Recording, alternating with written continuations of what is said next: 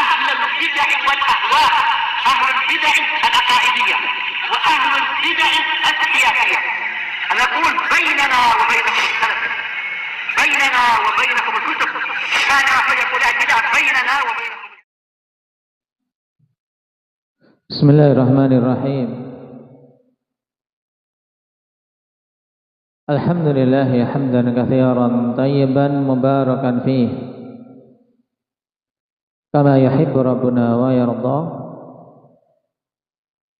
أشهد أن لا إله إلا الله وحده لا شريك له، وأشهد أن محمدا عبده ورسوله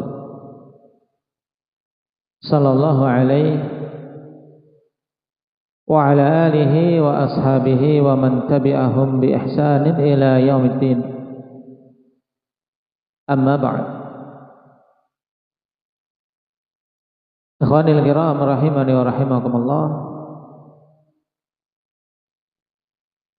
Pada pertemuan yang lalu kita telah masuk pada pembahasan sulh.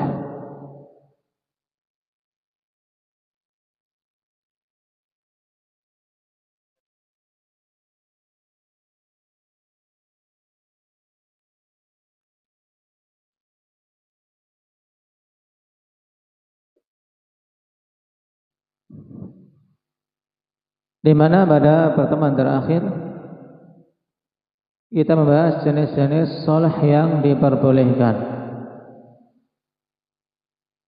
yang dirinci oleh Imam As-Sa'di rahimahullah ta'ala dalam beberapa bentuk.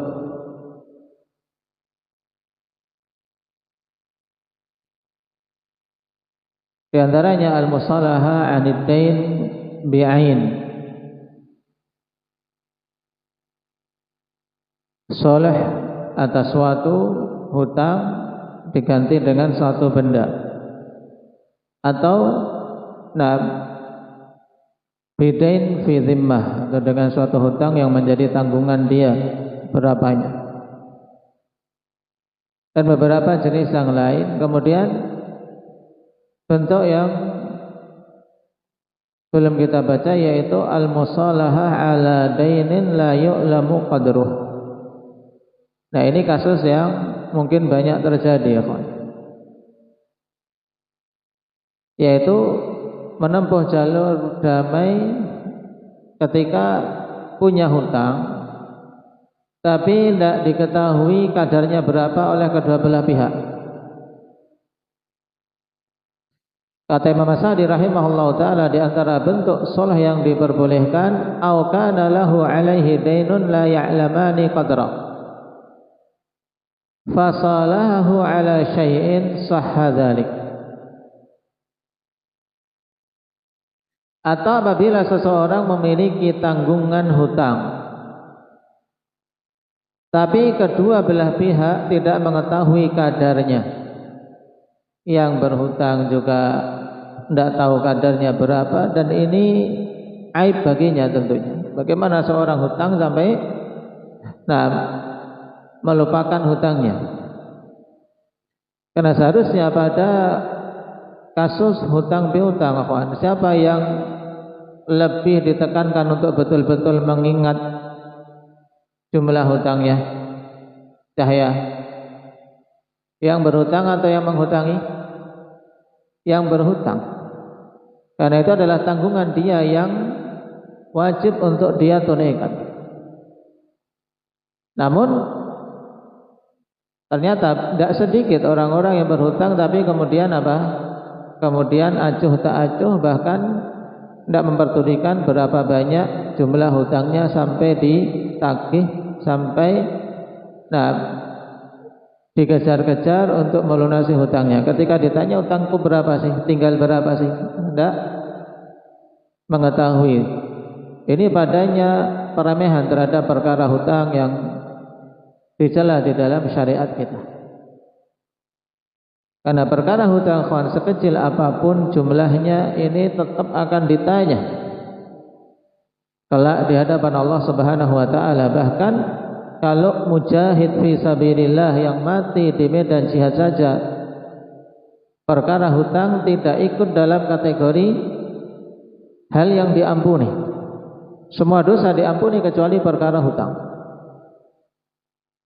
Maka ini penting untuk siapapun yang berhutang menjaga adab ini, diingat-ingat hutangnya, dia betul-betul mencatat.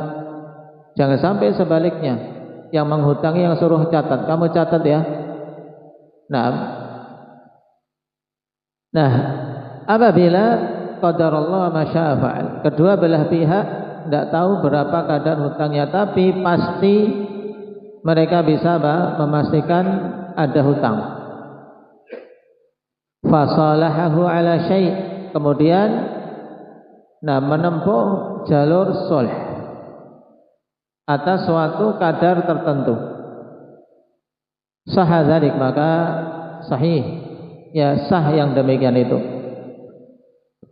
Ketika keduanya saling ridha dengan jumlah tertentu yang telah ditetapkan. Baik, perhatikan catatan kaki. Ay la ya'lamu da'inu wal madinu qadrah. Maksudnya pihak yang da'in itu terjemahannya siapa ini da'in? Indak Abdurrahman. Ad-da'in yang berhutang atau yang menghutangi? Yang menghutangi. Al-madin yang berhutang. Nah, kedua-duanya tidak mengetahui kadarnya berapa. Falahuma an yastaliha ala miqdarin yarayani annahu qaribun minal waqi'. Maka boleh bagi keduanya untuk berdamai dengan menetapkan suatu kadar yang keduanya memandang dekat dengan fakta yang ada. Berapa jumlahnya? Misalnya, kayaknya sekitar 50.000 ke atas. Nah, kemudian pihak yang menghutangi ya juga 50.000 ke atas.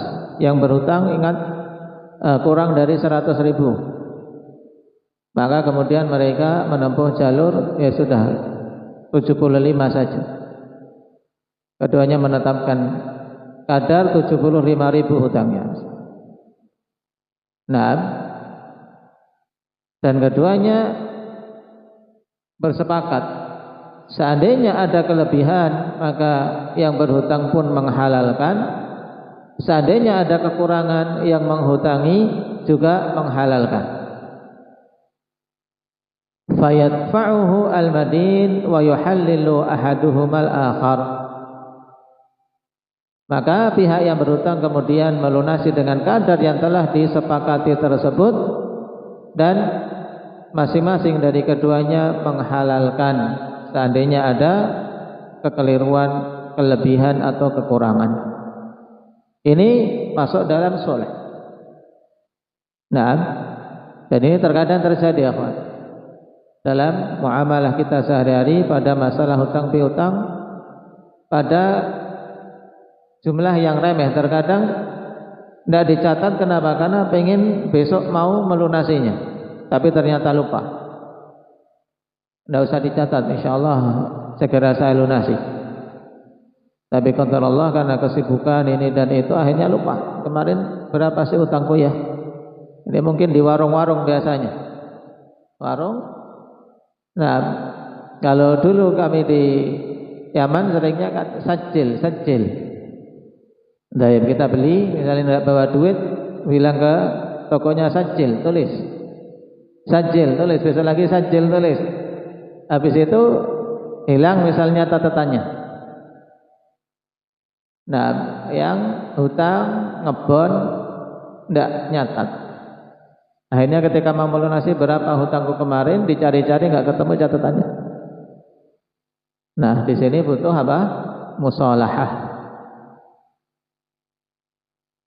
Qala wa jaa fi hadza haditsu Ummi Salamah, dan datang dalam kasus seperti ini hadits Ummu Salamah. Qalat, beliau mengatakan jaa rajulani minal ansar yahtasimani ila Rasulillah sallallahu alaihi wasallam fi mawaritha bainahuma qad darasat laisa bainahuma bayyinah. Datang dua orang laki-laki dari kalangan Ansar yang bersengketa menghadap Rasulullah sallallahu alaihi wasallam terkait permasalahan harta warisan di antara keduanya yang telah darasat, yaitu telah berlalu lama dan tidak ada di antara keduanya bukti bayyinah. Makanya harta warisan akhwan, nah, ketika terbengkalai lama terkadang seperti ini, nggak dibagi, akhirnya nah, orang tua sudah meninggal, tinggal anak lagi, tinggal cucu, kemudian ingin dibagi, bingung. Nah, untuk mencari alur harta ini bagaimana? Biasanya berupa tanah. Wa fi akhirih, dan pada akhirnya faqala Rasulullah sallallahu alaihi wasallam idhhaba faqtasima thumma tawakhaya al-haqqa thumma istahima thumma liyuhallil kullu wahidin minkuma sahibah.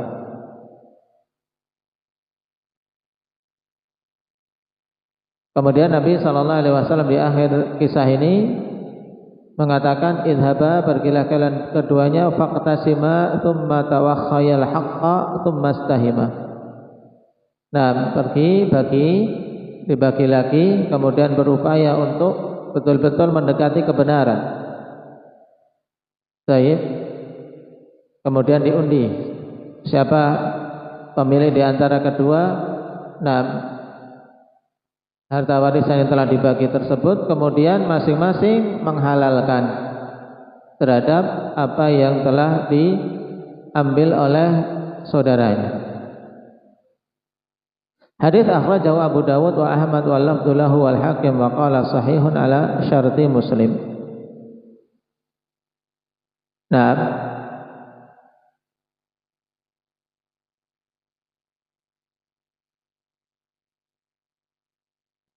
dan pada riwayat di Sahihain, Rasulullah sallallahu alaihi wasallam memberikan mau'izah terlebih dahulu agar seseorang ketika bersengketa tidak hanya sekedar memikirkan aku pokoknya harus mengambil hakku, sehingga tidak peduli apakah dia menzalimi pihak lain atau tidak. Dan ini mau'izah penting. Sampai-sampai kedua laki-laki yang bersengketa tersebut menangis. Taib. Rasulullah sallallahu alaihi wasallam mengatakan innakum takhtasimuna ilayya wa innama ana basyarun fala'alla ba'dakum alhannu bihujjatihi min ba'di. Sungguhnya kalian bersengketa, mengangkat persengketaan kalian kepadaku, dan hanyalah aku ini manusia. Mungkin sebagian kalian itu lebih bagus dalam menyampaikan hujjah dibandingkan yang lain. Ketika bersengketa kan manusia beda-beda, kawan. Satunya pinter ngomong, ini alasannya begini-begini, satunya ngomongnya sedikit, dia tidak bisa mengungkapkan, padahal mungkin dia benar, tapi tidak mampu mengungkapkan, diam saja. Namanya hakim menetapkan sesuai dengan perkara yang zahir, sesuai dengan bukti dan penjelasan yang disampaikan. Maka Nabi sallallahu alaihi wasallam mengatakan fa inni aqdi bainakum ala nahwin mimma asma'. Sesungguhnya aku menetapkan keputusan di antara kalian dan searah dengan apa yang aku dengar, yaitu sesuai dengan apa yang aku dengar, mendengarkan pihak pertama, mendengarkan pihak kedua. Dan ini harus dalam menetapkan suatu keputusan pada kedua belah pihak yang bersengketa, harus mendengarkan dari kedua belah pihak, tidak boleh mendengarkan dari satu pihak tanpa mendengarkan pihak yang lain. Ini kezaliman. Nah,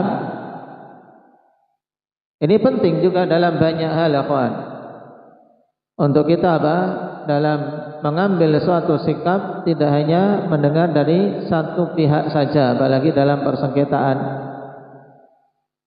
Apakah itu persengketaan anak-anak atau persengketaan dalam masalah muamalah jual beli dan seterusnya. Faman qadaitu lahu min haqqi akhihi syai'an fala ya'khudhu fa innama aqta'u lahu qit'atan minan nar. Maka siapa saja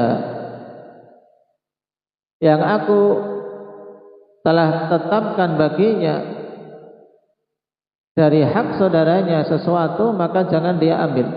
Maksudnya apa? Kalau Nabi menetapkan suatu perkara tapi ternyata itu bukan hak dia tapi hak saudaranya, jangan diambil. Kalau bukan hak dia. Ini peringatan dari Nabi Shallallahu Alaihi Wasallam, karena dalam persengketaan tentunya masing-masing ingin menang. Tapi kalau seorang tahu apa yang ditetapkan oleh hakim sebenarnya bukan hak dia, maka jangan diambil. Fa inna ma aqta'u lahu qit'atan minan nar. Karena sesungguhnya aku, nah, ketika itu memberikan untuknya potongan dari api neraka. Ya'ti biha astaman fi 'unuqihi yaumal qiyamah, yang akan datang dengan membawanya astaman, yaitu al-hadidah allati tusa'aru bihan nar. Berupa besi yang apa? Yang api neraka nyalakan dengannya. Hadidah tuhariku bihan nar wa tusa'ar, yaitu besi untuk apa? Bolak-balik api itu. Untuk menyalakan. Itu dikalungkan di lehernya, wal'iyadzubillah.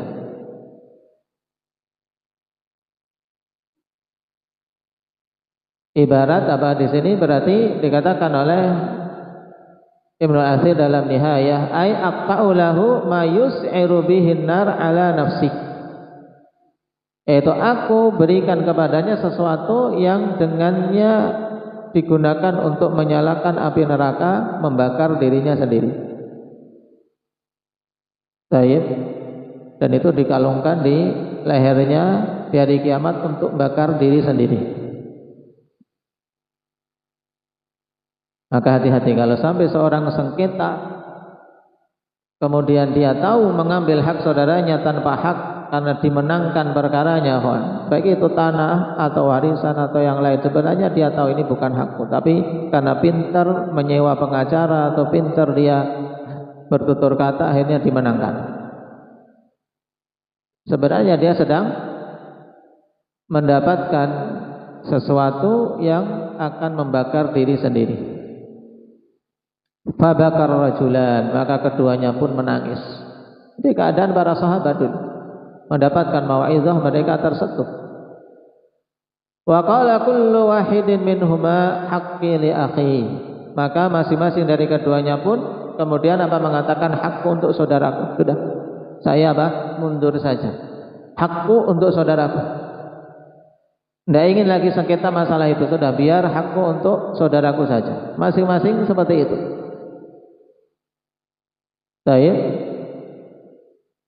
Akhirnya sekarang masalah lagi. Sekarang untuk siapa barang ini? Ya tadi rebutan barang tersebut yang mau digunakan untuk yang ingin dibagi warisan ini. Harta warisan sudah tidak ada tanda-tandanya. Gimana baginya? Ini untuk si fulan, ini untuk si alan, tidak ada tandanya. Setelah ada mau'izah dari Nabi, keduanya takut, menangis, kemudian sudah, aku tidak akan ngambil, masing-masing mengatakan ini untuk saudaraku. Nah ini masalah lagi bagi hakim, ya tidak. Terus untuk apa ini barang? Kalau tanah untuk siapa terus? Baginya bagaimana? Ya sudah, untuk hakim saja. Boleh tidak seperti ini, Ali? Kalau hakimnya antum. Tapi kalau hakimnya Ali langsung dipek sama oleh Pak Hakim ini. Sudah, kalau kalian nggak mau untuk aku. Nah ini kaya hakim seperti ini. Baik. Nah, kemudian Nabi Shallallahu Alaihi Wasallam berikan jalan keluar. Ini jalannya sulh. Kalau tadi kan mukhasamah, pokoknya siapa menetapkan hujah. Nah, ketika keduanya sudah sudah aku ngalah saja, hakku untuk saudaraku. Nah, di sini berarti mereka sudah tanazul. Nabi pun memberikan bimbingan dengan jalur damai. Nah, ini. Maka kemudian Nabi mengatakan, amma idza qultuma, maka jika kalian sudah mengatakan seperti itu, ya, masing-masing sudah tidak ingin menuntut haknya harus betul ini hakku, satunya juga harus betul ini hakku. Tapi masing-masing sudah sholah saja, saling menghalalkan. Maka Nabi memberi jalan keluar. Jika kalian sudah mengatakan demikian, fadhhaba faktasima, pergi dibagi, kemudian berupaya untuk dekat dengan kebenaran. Tsumma tawakhayal haqqa, tsumma istahima, kemudian undi, ini siapa, ini milik siapa, sudah, karena semuanya sudah sudah setuju. Tsumma liyahlil kullu wahidin minhuma sahibah, kemudian masing-masing menghalalkan untuk saudaranya agar tidak menjadi beban di hari kiamat. Nah, ini contoh saleh yang ditetapkan oleh Nabi Shallallahu Alaihi Wasallam pada perkara yang masing-masing kedua belah pihak tidak tahu haknya berapa. Baik. Dan hadis ini asalnya dalam Sahihain dengan tambahan kalimat terakhir tentang masalah saleh tersebut dalam Musnad Ahmad dengan sanad yang sahih. Sanad yang hasan. Sanadnya hasan. Syekh Al-Albani rahimahullahu taala memasukkannya dalam As-Sahihah.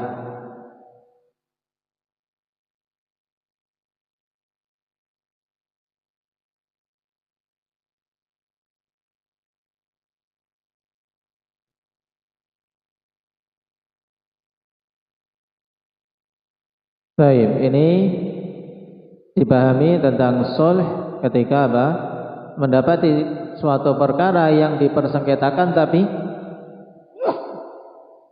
alhamdulillah, ya, kedua belah pihak tidak tahu kadarnya berapa.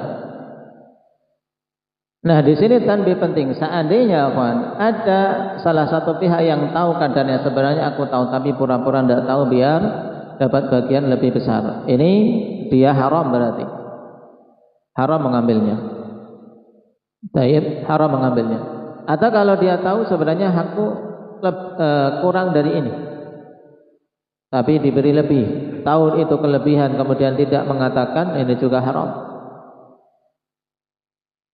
Baik, walaupun secara sulh hukum di dunia sah, ya, secara hukum sulh di dunia sah. Nah, barakallahu fiikum. Nasallallahu taufiq wassadad. Walhamdulillahirabbil alamin.